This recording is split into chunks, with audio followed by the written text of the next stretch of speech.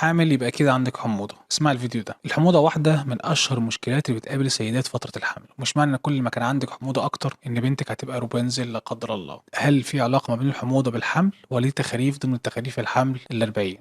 مش عارف هما ازاي 40 يعني. في الحقيقة من ضمن أسباب الحموضة دي هي التغيرات الهرمونية اللي ممكن تؤثر على الصمام ما بين المعدة وبين المريء، فبيحصل حاجة تسمى الارتجاع. ممكن كمان البيبي الجميل اللذيذ اللي جوه ده كبر شوية فضغط على المعدة، فبالتالي الضغط ده بيخلي السوائل تطلع لفوق شوية وتسبب الحموضة اللي بتحس بيها. طيب هتقولي لي يا دكتور أنا عندي حموضة جامدة وأعمل إيه؟ أنا كنت فرحانة جدا شعر بنتي هيبقى طويل حلو ومستحملة غصب عني. ولا يهمك، هنقولك شوية تركات كده نحاول نعملها مع بعض. اول حاجه نقلل الاكل الموجود في المعده، يعني ناكل وجبات كتير صغيره بشكل منتظم. ابعد عن الاكل اللي فيه توابل كتير ويكون سبايسي. نخلي بالنا من طريقه الجلوس بعد الاكل بشكل صحيح، لان النوم مره واحده بعد الاكل هيخلي الاكل يرجع تاني وبيسبب لك الحموضه. القهوه والشاي والكافيين اي نوع نقللهم خالص. في حاجات بقى لو ظهرت لازم تجيلنا فورا وما تتغاضيش عنها، زي لو ظهر حالة حموضة شديدة لازم تبلغي دكتورك فورا. كمان في حالات الألم البطن الشديدة وفي حالات فقدان التوازن، لأن ساعتها هنحدد لك نوع معين من الأدوية بناء على حالتك عشان نقلل الحموضة دي شوية يعني. فلازم تهتمي متهمليش، ما تظنيش انك بنتك هتطلع روبنزل ولا حاجة، لأن الحموضة بتأثر عليكي بشكل ملحوظ وعلى ممارسة لحياتك، وبالتالي هتأثر لا قدر الله على البيبي كمان.